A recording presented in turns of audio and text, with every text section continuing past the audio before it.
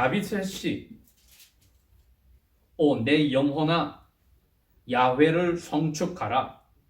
내 속에 있는 모든 것들아 그분의 거룩한 이름을 성축할지어다. 내 영혼아 야훼를 성축하고 그분의 모든 베푸심을 잊지 말지어다.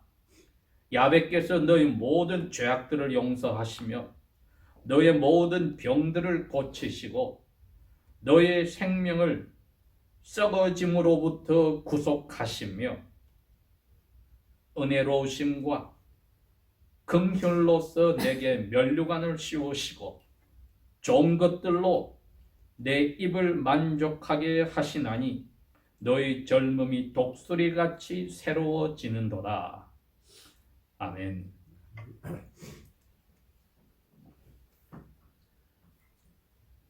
근 400년 전에 앵글로 삭슨들이 그레이트 브리튼에 있던 국왕의 그 박해를 견디지 못하여서 자기의 믿음을 자유롭게 누리기 위해서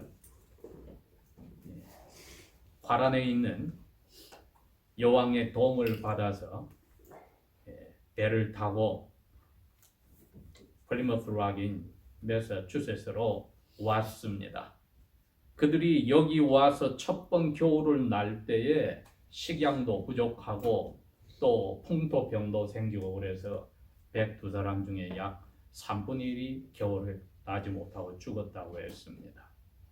자기들이 멸시하는 아메리칸 인디언들이 오히려 도움을 주어서 그 다음 해에 남은 사람들이 곡식의 씨앗을 선물로 받고 씨를 심고 하나님께서 은혜를 주셔서 그게 겨울이 오기 전에 추수를 다 하게 되었을 때 자기들을 도와주었던 인디언들까지 초대해서 하나님께 감사 예배를 함으로써 그 기원이 시작이 되고 1860년도에 링컨 대통령이 이제 미국 전체 내셔널 그런 할러데이로 정하고 의회가 그것을 법으로 선포함으로써 100년 이상 동안 저희들이 11월 결국 넷째 목요일로 미국 전체가 추수 감사절을 하나님께 예배하고 감사하는 날로 정했습니다.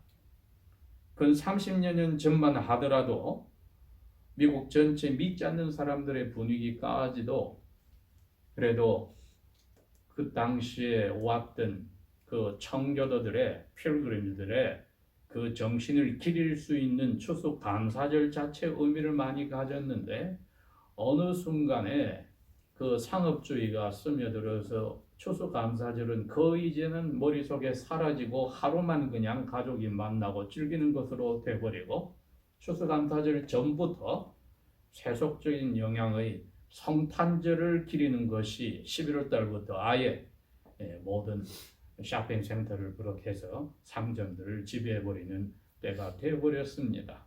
그러니 이 날을 기린다고 하는 것이 우리에게 생명을 주시고 모든 것을 허락하신 야훼를 감사한다는 정신이 희미해져가는 참 안타까운 시대에 저희들이 살고 있습니다. 다윗 왕은 청소년 때 10대에 야훼께 선지자 사무엘을 통하여 머리에 기름 부음을 받아서 장차 왕이 될 것이라는 예언과 약속을 받았습니다. 그 가정에 7남매 막내로서 형들이 가볍게 생각하는 그러한 동생이었지만 또 자기가 보더라도 잘생기고 키가 크고 훌륭한 사울왕이 살아있음에도 불구하고 야훼께서는 사무엘 선지를 통하여 다윗 왕을 참된 하나님의 마음에 꼭 맞는 그런 소년으로서 장차 왕이 되도록 약속을 해 주었습니다. 그 후로 그 사실을 알게 된 사울 왕이 자기보다도 더 전쟁을 잘 치르고 사람들에게 인기를 가지는 다윗 왕을 자기의 사위를 삼아서까지 가까이 두어서 죽이려고 하여서 이분이 근 10여 년을 소수의 무리들과 함께 왕을 피하여 도망 다니는 생활이 있었습니다. 그 후에 30살이 되어서 이제 왕이 되어 근 40년을 왕으로 통치하고 나이 70살에 성경 말씀에 나이가 가득하고 평화롭게 자기 조상에게로 돌아갔다. 이렇게 그분의 일생을 적어 놓았습니다. 그 40년의 삶과 10수년의 쫓겨 도망다닐 때의 삶 속에서 이 다윗 왕이 하나님과 가졌던 그 1대1의 관계는 많은 체험을 하여 주었기 때문에 그것을 하나님 앞에 어려울 때 기도로 알리고 또 마음에 울분이 새긴 때도 기도로 알리고 또 하나님의 건져주심에 대한 감사도 기도로 알리고 한 것이 우리 구약 성경에 있는 150개의 시편 중에 거의 절반을 바로 다윗 왕이 써서 시편의 기자로 전극을 하였습니다. 오늘 103편도 마찬가지로 이건 다윗이 쓴 시라고 되어 있습니다. 당연히 이분은 자기의 체험을 기도로서 곡조에 맞춰서 하나님 앞에 바쳤습니다. 특별히 이 시는 하나님을 찬양하는 그 영혼을 드러낸 시라고 말할 수 있습니다. 히브리 사람들이 하나님을 찬양한다 할 때에 여러 가지 표현을 써서 뜻을 같이 하는데 약 7개의 다른 단어들을 쓰고 있습니다. 우리가 제일 잘 아는 단어가 무엇입니까? 할렐입니다. 할렐, 찬양하라. 할렐루, 야, 할렐루, 너희들아 찬양하라, 야, 야훼를. 그래서 우리가 할렐루야 하면 너희들아 야훼를 찬양하라. 이렇게 쓰는 동사가 있고 오늘 여기에 다윗 왕은 또 다른 동사를 썼는데 이것도 모슬렘들이 많아지고 테러리스트들이 테러를 할 때 부르짖는 단어가 있죠. 알라 바라카. 바라키라는 단어가 있습니다. 알라께서 복 주시기를. 복 준다는 개념이지만은 뜻은 다 찬양한다는 뜻이고 야훼의 이름을 들어서 우리가 찬양한다 하는 바라키라는 단어가 있는데 다윗 왕은 바로 그 단어를 1절과 2절에서 썼습니다. 할렐이라고 했을 때는 두 손을 높이 들어서 하나님 앞에 노래로서 자기의 모든 것을 바치는 찬양이라고 한다면은 여기에 쓴 이 야훼를 송축하라는 이 동사는 야훼 앞에 무릎을 꿇고 엎드려서 받은 복을 다시 돌려드린다는 뜻으로 찬양입니다. 그러니 오늘 여기에 다윗 왕이 자기의 일생의 어느 때인지 적어 놓지 않았지만은 모든 하나님이 주신 그 복을 다 누리고 그것을 하나님 앞에 가져와서 무릎 꿇고 야훼 이름을 제가 찬양합니다. 그 한 표현입니다. 구체적으로 이분이 어떤 자세로 야훼에게 이 찬양을 했는가? 1절과 2절에 마치 유체 이탈법을 쓴 것처럼 이야기를 합니다. 자기 자신의 속에 있는 영혼에게 내 영혼아, 내 속에 있는 모든 내 속의 것들아 야훼를 찬양하라. 무슨 속에 있는 그 내장이 야훼를 찬양하겠습니까? 자기의 인격의 중심인 영혼에게 지금 이야기를 하는 겁니다. 이것은 우리 그리스도인들이 심리학이 아니라 예수 그리스도의 삶 속에서 보듯이 스스로를 하나님 앞에 일깨워서 자극을 주어서 격려하는 것을 표시하는 겁니다.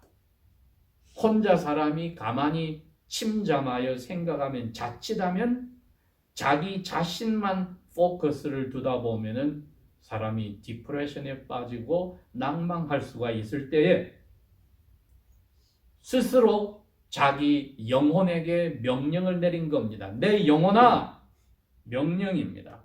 야훼를 무조건 찬양하라. 그분 앞에 엎드려서 무릎을 꿇고 그분이 주신 모든 것을 돌려서 찬양을 드려라. 보통 우리가 복을 빈다 할 때는 높으신 분이 낮은 사람에게 복을 주는데 이게 영어로 쓰는 동사는 bless입니다. bless. 우리가 어떻게 신을 bless, 복을 주느냐.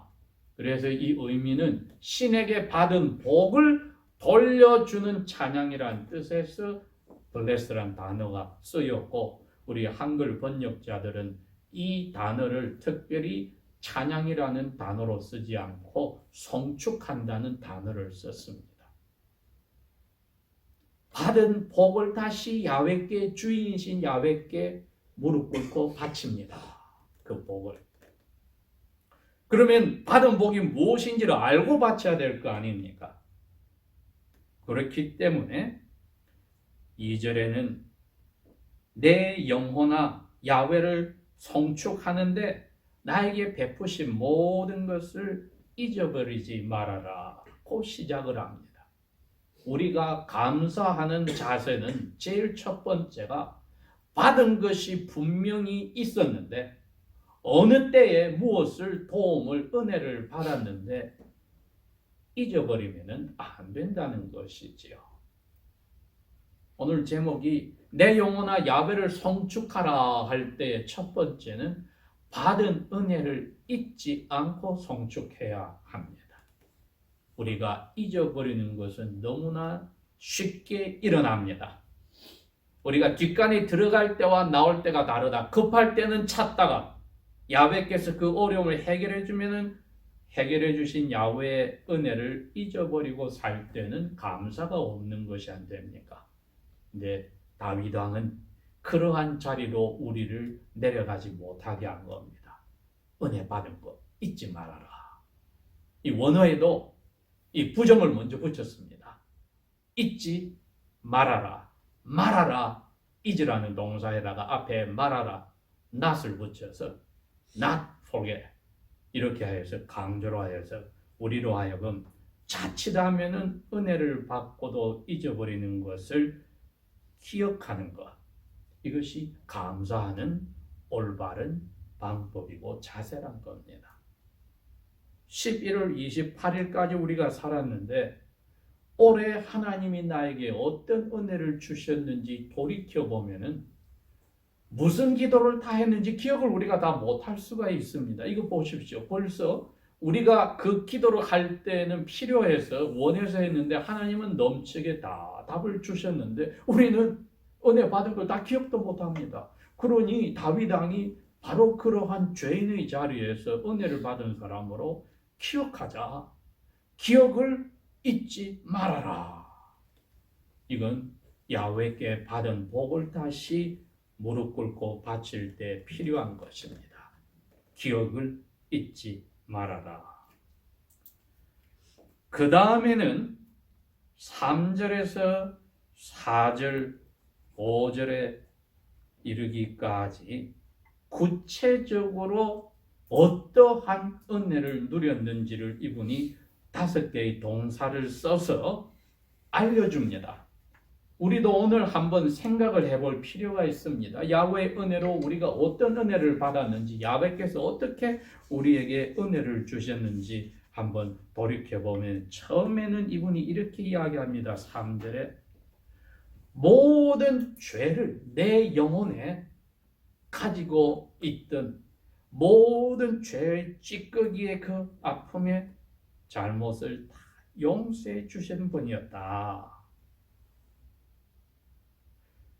죄가 우리 영혼의 마음에 들어 있으니까 두 번째는 그 죄가 병이 들어서 질투의 병이 들기도 하고 교만의 병이 들기도 하고 배은망덕하는 병이 들기도 하고 남을 탓하는 병이 들기도 하고 무엇이든지 자기가 가지려고 하는 욕망의 병이 들기도 하고 온갖 종류의 병든 그 병도 다 낫게 하려 주셨다. 이분은 아직까지 자기 내면에 초점을 두고 이렇게 야훼께 받은 은혜를 돌이켜보는 것입니다. 여러분 이게 복받은 사람입니다. 왜? 우리가 조금 전에 이야기했듯이 그건 330일 정도의 올해 1년 동안에 우리가 기도하고 다 대답을 받았지만 뭐를 다 기도했는지 기억도 못합니다. 우리. 그런데 이분은 무엇이 어려운 자리에 있었던 것을 자기 내면에서 야훼께 다 기도하여서 응답받은 은혜 받은 것을 이처럼 하나씩 설명을 해 나가는 겁니다.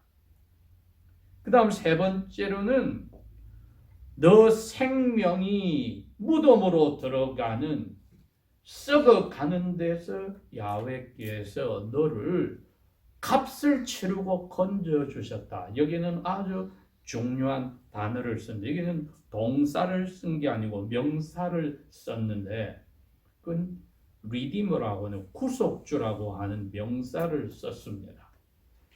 야훼께서는 우리의 죄가 저질렀을 때는 치러야 될 퍼니시먼이 값이 있는데 야훼께서 대신 그 값을 치렀던 그러한 구속주다. 이것을 이분은 확실히 마음에 새겼습니다. 내가 만약에 이 죄를 그대로 야훼께 벌을 받았더라면 무덤으로 들어가는 썩어 없어질 그러한 영혼과 육체가 됐는데 나의 생명을 거기서 건져주시는 구속주이시다. 여기 동사를 쓰지 않고 명사로서 고엘이라고 해서 우리의 나의 구속주이심을 내 영혼은 찬양을 합니다. 네 번째는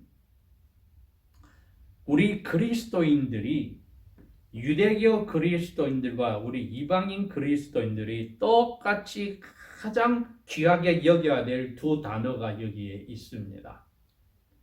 4절에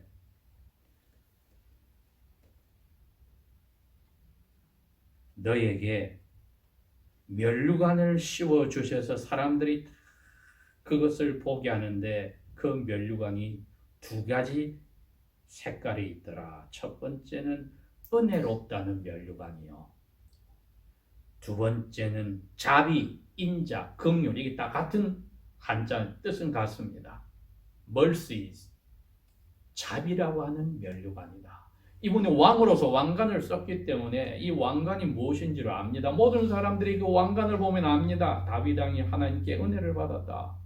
우리에게 하나님이 이 두 가지 면류관의 색깔을 주셨습니다. 여러분, 우리 모두에게 주셨습니다. 하나는 은혜롭다. 은혜는 마치 부모가 자녀들에게 unconditionally 주는 사랑입니다. 무조건적으로 주는 사랑입니다. 이 은혜라고 하는 면류관을 주셔서 사람들이 다윗 왕을 보면은 야, 하나님께 무조건 사랑을 받았구나를 면류관을 쓰듯이 보인다는 겁니다.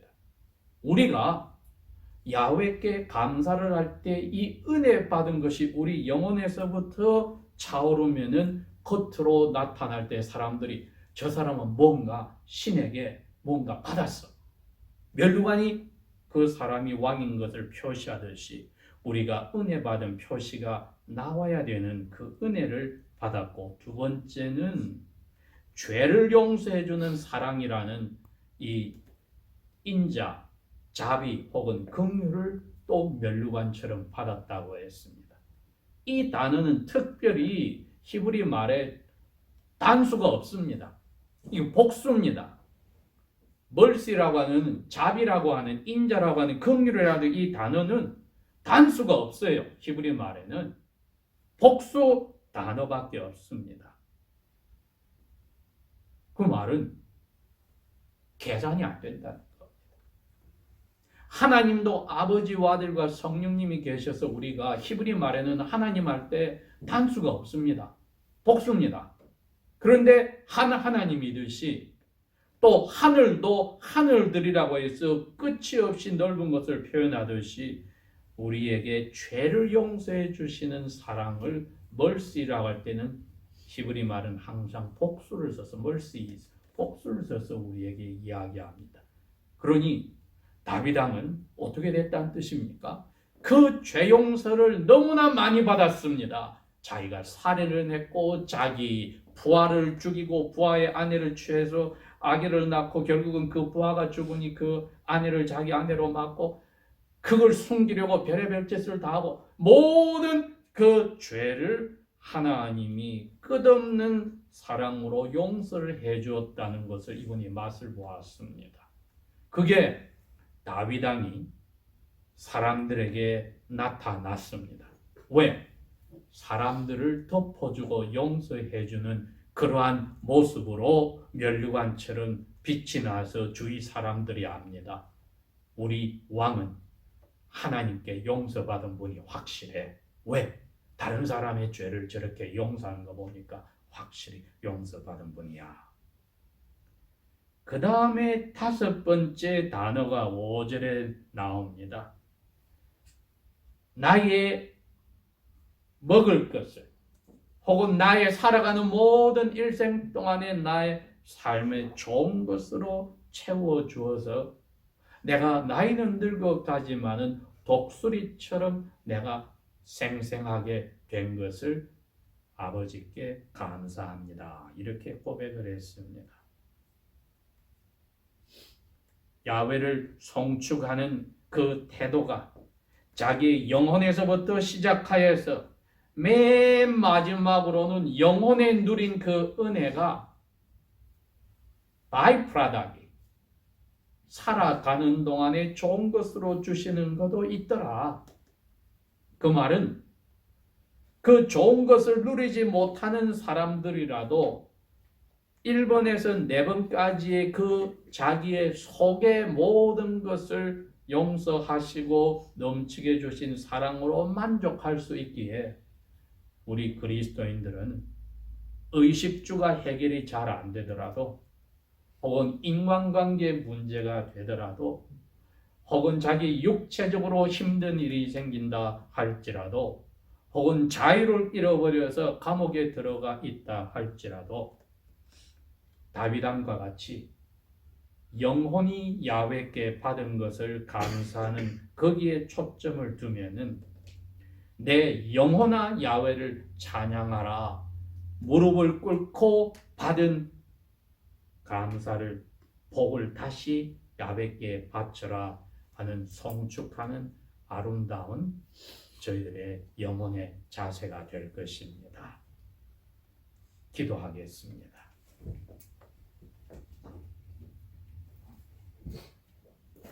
아버지 하나님, 오늘도 우리에게 은혜를 주셔서 파머들처럼 아버지께 기도하고 사시사철에 단비와 바람과 햇빛을 주셔서 땅에서 모든 소산을 선물 받은 것이 아니라 저희의 영혼이 아버지 앞에 은혜를 누리고 잊어버린 기도까지 다 대답받는 그러한 아버지의 변함없는 크신 사랑을 받고 죄 용서가 끝없이 되어지는 사랑을 받은 것을 고백합니다. 우리의 의식주의 문제도 해결하여 주신 보너스를 주신 것도 감사를 드립니다. 주님 오실 때까지, 이 세상 끝날 때까지 예수 그리스도를 통하여 우리의 아버지로서 함께 하시며 우리의 속의 영혼과 함께 모든 것으로 무릎 꿇고 두 손 들어 야훼를 송축하며 살고 이 세상을 마감하게 도와주십시오. 예수님 이름으로 감사 기도합니다. 아멘.